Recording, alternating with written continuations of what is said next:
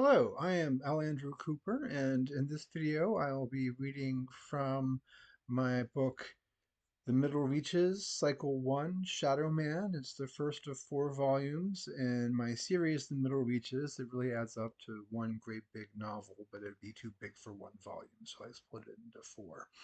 So today I'm starting off the series for you with episode 1, which is called Dreams in the Mouth. And each episode is divided into subsections that are named for the characters that the subsection has the perspective of, or the subsection represents the perspective of. So, episode 1, Dreams and the Mouth, begins with Nick. His heart raced as he followed the trickling rivulet, the remains of Sweetwater Creek, deeper into the cavern. Water sounds surrounded him. It dripped down columns made by stalactites and stalagmites and cut trails over walls of dirt and stone. Liquid gleamed with the cavern's purple glow, the only light which came from Nick didn't know. Trickle, drip, trickle, drip. Where was this place? Nick didn't know. A place of dreams, a place of memory. He didn't know if he'd been here before. Maybe he had. He might have dreamt it. The sensations rippling through his body with each footstep felt familiar, shudders of pleasure masking gooseflesh of fear. He didn't walk in the diminished creek. His bare feet made impressions in mud and took in the barbs of loose rock with minimal complaint. Staying as close to a wall as the cavern's spindly, wet columns would allow, he felt roots from unknown trees appear and disappear within dirt, veins of the cavern's boundaries. Some of the roots stuck out more than others, reaching. The farther he went, the more certain he felt that he knew the place, and the more certain he felt that he'd never been here. He was naked, and the moisture that clung to the rocks, the roots, and his skin was cold, but he felt perverse warmth spreading from his middle to his extremities. Powerful want pulled him onward. This is a dream. Does it matter? But I remember. Flattened against the cavern wall, his hand stopped. The rest of his body froze. A root jutting out close to his flattened hand moved, pulling itself away from the wall until it pointed at Nick's splayed fingers. The root's narrow tip traced down his thumb, over his knuckles, and back up his ring finger. Shivering with fresh heat, he lifted his hand from the wall. The root wrapped around his palm. He gripped it. They held each other. Nick closed his eyes, savoring the sensation. The root pulled his hand toward the wall, and he let it take his hand inside the wall's dirt. With one hand immersed and hugging wet, he used his other hand to rub his bare chest. He licked his lips. He heard his own voice say, "Oh God." He heard another voice. "Hurry up, Nick! We found it!" His eyes popped open. The hand on his chest felt his heart pound harder. He knew the voice. It was Sheldon's, but he hadn't seen Sheldon since they were both 16, since Sheldon. "Hurry!" Echoes distorted Sheldon's voice, but it came from further ahead in the cavern, where he already ached to go. The voice made the ache more intense, the want, the need. He pulled his wet, grimy hand out of the dirt wall. The root that had held him did not resist. "Sheldon!" Nick called. "I never came in here with you, did I?" He paused, awaiting an answer, and heard an echo of his own rapid breathing. "We must have turned back when we. You must have come alone when you. Nick!" Hearing Sheldon call his name a second time made him spring into action, leaping and splashing into the rivulet, running toward the sound. "Sheldon! Sheldon! Are you okay?" He moved deeper into the cavern. Laughter, Sheldon's laughter, bounced off stones around him. It was gleeful, punctuated with a contented sigh. Sheldon was 16, which meant Nick was 16, which meant he had to be dreaming, dreaming as he heard Sheldon say, his voice so soft that it was almost unrecognizable, "I knew you'd come." The cavern's inexplicable glow grew brighter in the direction where Nick was running, so he slowed to a brisk walk, eyes adjusting. "Sheldon, are you okay?" A whisper echoed, "Nick." Nick kept moving, facing the light, which flickered and circled ahead of him, purple, red, pink, white. "They never found you," he called. "We never found you."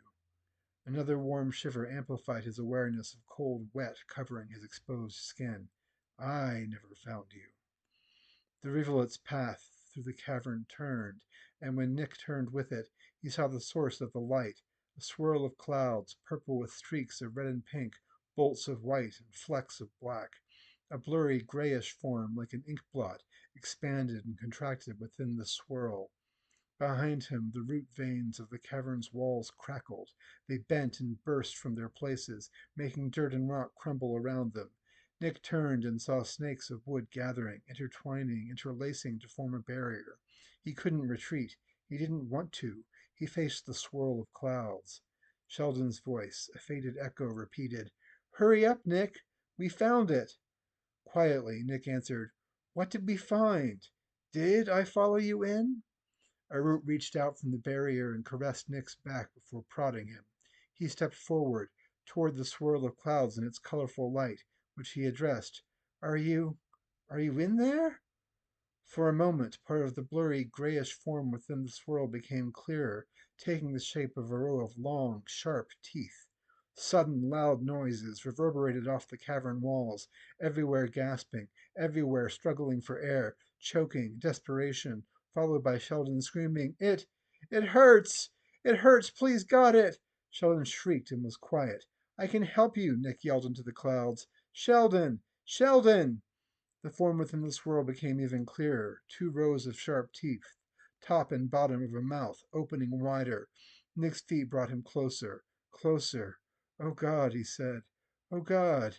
His groin throbbed, his body throbbed as he moved toward the mouth. Caught up in ecstasy, Nick almost didn't see the thing, waggling like a tongue, but tapered and squirming like a tentacle, extend from between the rows of teeth. It reached for him and, with viscous ooze, licked from his groin to his neck. He moaned, swooning. When the tongue tentacle withdrew, his head lolled, and he looked down at his body as he dropped to his knees. Where the mouth had touched him, his skin burned red, scraped, harvested. Through clenched teeth, he uttered, My God! He didn't know whether he burned with pleasure or pain. The tongue tentacle returned, retracing its path from Nick's exposed genitals to his unprotected throat, digging deeper, tearing off membranes, ripping through muscle, spilling blood, and opening viscera as if flesh were water. Nick screamed as he became a gaping wound and waited. He sat up in bed, screaming. The house was his, no romantic attachments, no roommates. He was alone. No way the neighbors could have heard. The screaming was private. He took deep breaths, in, out, one, two, waiting for his pulse to calm. He turned on the lamp beside his bed. The room spun only once before Nick managed to get from the bed to the bathroom and find the toilet. He vomited, not with the image of his own body torn apart in his mind, but with the sound of his teenaged friend, more than a decade ago, screaming about how much whatever he went through hurt. Nobody knew what happened to Sheldon Veer, but somehow Nick knew it hurt, and lately he was dreaming about it again almost every night. He opened the medicine cabinet and looked for his benzos. He'd have to tell Dr. Willis something. Things were getting too bad. He couldn't tell him the sex part, though. Erotic nightmares weren't unheard of, but mixed with the memory of a friend who had died while they were in high school. It was the damned reunion. Nick took a pill. Maybe 10 years was too soon to try to see all those people again. Not that he'd been too in touch with anyone senior year of high school, or for a while before that. After Sheldon died, no, disappeared. After Sheldon disappeared, Nick had more or less disappeared too. Leslie. Not an after party, but just a little get together to catch up, Celia Mastroianni said. Celia, who had been one of her best friends growing up. Celia, who, along with the others, had been nothing but a memory, faded for more than a decade. Since the tragedy. Celia, along with Ambrose McClure, Pedro Jimenez, and Nick Andrews. Leslie had done a fine job repressing her childhood and didn't see a reason to stir it all up again. Leslie paid her driver and watched the car speed away down the suburban street before turning to face the house at the address Celia had given her. Nick's house. The little get-together hadn't been Celia or Nick's idea, not per se, but the idea had grown up organically, as a few of them had bumped into each other at the reunion but not had enough time to talk. Nick volunteered his place because he had a full wine rack and enough rooms for people to crash if they over-celebrated. Organically, especially in the pit of her stomach, Leslie did not want to go inside the modern two-story house with a generous driveway where a minivan and two other cars were already parked. She shouldn't have gone to the reunion in the first place. It was a bad weekend not to be working. If she managed progress on the Mansworth case soon, she'd be on the fast track to becoming the first black woman in her firm to make junior partner. The Mansworth case had, of course, been underway since before she'd been a summer associate, and would likely drag on for many more years. Leslie didn't know the extent of the Mansworth's interests. They went far beyond the futures and securities that prompted most people to shorten the company's name to MFS, but she did know they had an army of lawyers, among whom she was but a soldier. One of MFS's interests, however, involved real estate in the neighborhood where she and the other attendees at this little get-together grew up, a neighborhood that was a short drive from where she now stood. She rented a house in this god-forsaken suburb because the partners viewed her as having a home field advantage during asset negotiations. She would have preferred to be in her cozy rental, refining her presentation for Monday's morning meeting downtown, over walking toward Nick Andrews' front door. A few steps up, and her hand hovered in front of the doorbell. Voices, incomprehensible, came from inside the house. Assuming Nick's car was in the closed garage, she concluded she was last to arrive. Leslie pressed the button for the bell, heard the ring, and thought, too late to run. The muscles tensed in her shoulders. This apprehension, this anxiety. Irrational, wasn't it? Too late to run. The door opened. Nick stood there, not a skinny teenager, but a man with definition in his arms and stubble on his cheeks. Still, he conjured another face, 16 years old, handsomer, with ice blue eyes and a pale complexion. Sheldon. She looked at Nick and remembered Sheldon. Too late to run. 20 minutes later, all five of them, Leslie, Nick, Celia, Ambrose, and Pedro, sat around the coffee table in Nick's spacious living room with full glasses of a very nice Cabernet, which they raised together. To living through high school and moving on to better things, Pedro said. Cheers, Ambrose agreed. Glasses clinked, and they settled into their seats, drinking. Celia and Ambrose shared the sofa. Leslie had the love seat to herself. Pedro sat on the floor, leaning against the empty easy chair. Nick sat next to the unlit fireplace in a rocking chair, shifting back and forth, making barely audible creaks. He seemed nervous. Leslie was nervous. I see some of them around town or at the shop, but all those people from high school all at once. Kind of surreal, wasn't it? Pedro looked at each of them. For some reason, his eyes settled on Leslie. I thought I would know more people, Leslie said. Lots of people seem to recognize me. Well, yeah, Pedro said. You kind of have built-in notoriety.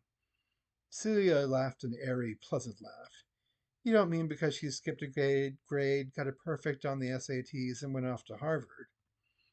That too, Pedro said, adding to Celia's lightness. Some of the tension in Leslie's shoulders melted. It's okay. I know being one of the only black girls in a very white southern suburb made me kind of famous. I just didn't think my mind would filter out all those white folks like a sieve. You've still got us, Ambrose said. And you don't get much whiter than me. Besides, my memory is crap too. It's funny though, isn't it? Leslie asked, realizing she'd been burning to ask. We all ended up living back here, but we don't talk. We were close, weren't we? Maintaining lightness, Celia said. When we were a clique, we all wanted to fuck each other. We stopped seeing each other every day at school, and the chemistry fizzled. She took a big gulp of wine. I seem to recall, Ambrose said, that if it had a pussy and tits, I would have fucked it, click or no click. Leslie considered being shocked, but she thought, without the memory to prove it, that the comment was typical Ambrose. Gosh, Ambrose, it's nice to know you're still tactful, Pedro said. Ambrose shrugged. I'm still honest. And I'm talking about being a teenage boy, not anything revolutionary. Leslie is right, though. When I left our lovely little burg for college, I never thought I'd be back. Yet here I am. I stayed because I wanted to be close to family, Pedro said. Went to the community college. Had a couple of classes with Nick, actually. That's where I met Regina. Your wife seemed lovely, Celia said. Ambrose nickered. Totally lovely. Leslie imagined what Ambrose was thinking and hid her amusement. Tact, Ambrose. Really, Ambrose, Celia said. Don't mention that she must be at least a D-cup. I wish you could have come to our little after-party, Leslie said. I mean get-together. I'd like to meet her. Nick said she was welcome, but the babysitter couldn't stay late anyway. Pedro took a thoughtful sip of wine. Nick! Ambrose practically jumped from the sofa. You've been weirdly quiet, bro, and you're like the man of the hour. I'd have skipped college altogether if I knew making a cell phone app would leave me a rich-ass bitch like yourself. That's right, Celia joined with similar enthusiasm. It was some kind of calendar, wasn't it? A schedule maker for students, Pedro said. Really quite good. So tell us about it, Nick, Celia said. What's it like to strike gold? The quiet creaks from the rocking chair stopped. Everyone looked at Nick. Leslie knew he wasn't going to answer Celia's question. I wasn't planning on this, Nick said in a voice soft enough to make everyone lean toward him. God knows I'm crazy for asking, but looking at you, I feel we had a connection once, so maybe. Maybe what? Leslie asked. She regretted asking. Nick drank, likely for courage. Do you, any of you, have dreams about the place where. The room fell silent. Ambrose and Celia sank into the sofa. Leslie's shoulders tightened as all lightness drained from the room. Too late to run. Celia. To go back to Nick's question, then I'll admit it. I know exactly what Nick is talking about. I have dreams. Celia's redirection of the conversation brought new quiet to the room. She waited for others to join her, to admit they had the dreams too. Somebody would back her up. Ambrose? Everybody has dreams, Ambrose said. The question, Nick, is whether you have another bottle of wine. He held up his empty glass. As Celia flashed Ambrose a look with her best combination of disappointment and disapproval, Leslie produced a bottle and corkscrew from the far side of the love seat. Nick nodded at her. She corked the bottle and poured for everyone. After the pouring, everyone hid behind wine. Okay, okay, Celia said, somewhere between frustrated and amused at her old friend's juvenile behavior. Everybody dreams, but not like this. On the one hand, it makes sense. We were all traumatized. Trauma equals bad dreams. Case closed, maybe. I hardly believe what I'm saying myself. What are you saying? Leslie asked. These dreams are different, Pedro said. Leslie shook her head. Well, I don't remember my dreams. What do you dream, Pedro? Nick asked the question and sounded a little bit younger. They were all sounding and maybe even looking a little bit younger, and the room had an energy, a craziness, animating all of them behind their still, cautious faces, and Celia didn't like it. It felt. We all knew something was wrong about that place, Pedro said. Wrong. It felt wrong. The sky, Celia said, surprised to hear herself say it. In my dreams, there's something wrong with the sky. I remember, Ambrose said. By remember, did he mean?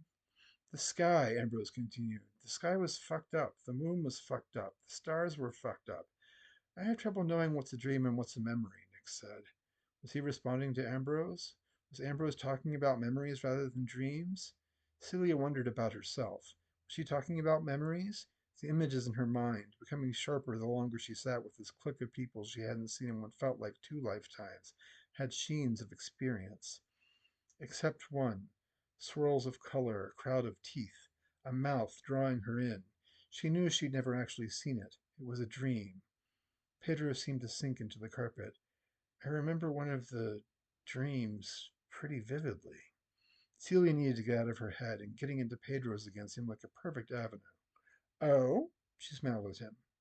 Do tell. I was walking, Pedro said. Pedro looked into his wine, gazing into another resurfacing recollection. We were always on our way somewhere. It was when the sky was starting to lose its color, and I tripped over something, one of those roots from one of those big trees. The trees got bigger, didn't they? Ambrose said.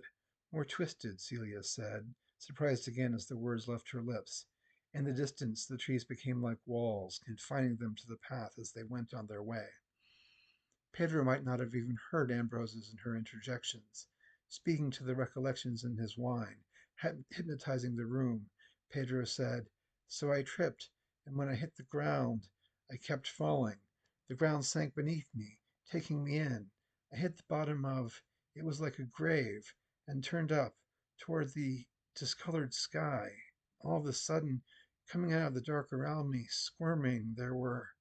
He could stop now. Celia didn't want to hear what squirmed.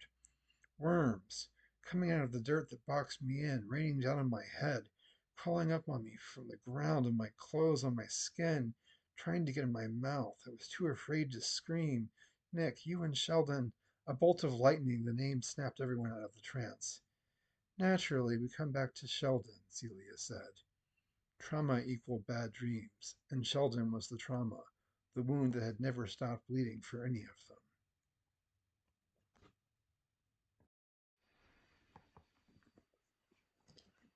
Leslie. She didn't understand why she'd lied, but denying that she remembered her dreams, that she knew what the others were talking about, had seemed imperative. The fantasy that their dreams meant something, and had something to do with Sheldon, had gotten out of control, though, and at any moment one of them would force her part of the truth to burst from her. Mouth. At first it was only Sheldon, Nick said.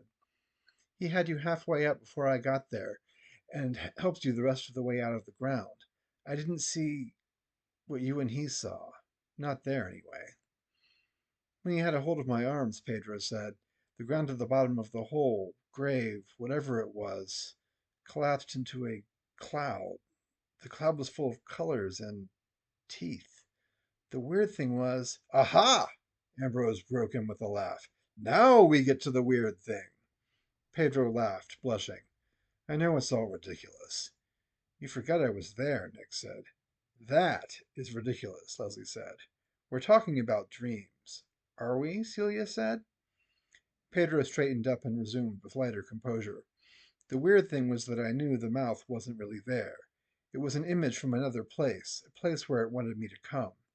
Don't ask me how I knew. Half-voiced, Leslie said. You knew because you felt its desire.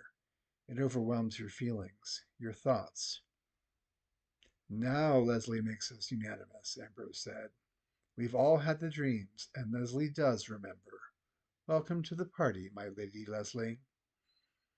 I've seen it, the mouth, and I've been waiting for one of you to mention it because... Leslie looked from Pedro to Ambrose to Celia to Nick, hoping one of them could finish her because. Because we've all seen it, Nick said. It's in a cavern, and it causes some mighty strong feelings, Ambrose said. With a furrowed brow, Celia nodded. That's what defines it, Leslie said. Those feelings, even more than death. Not just the mouth, but the place that's the reason for it. It yearns. It yearns.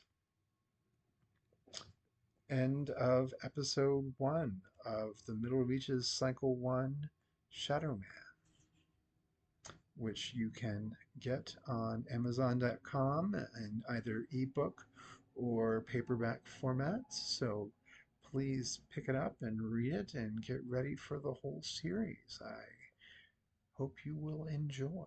Thank you very much for watching and or listening.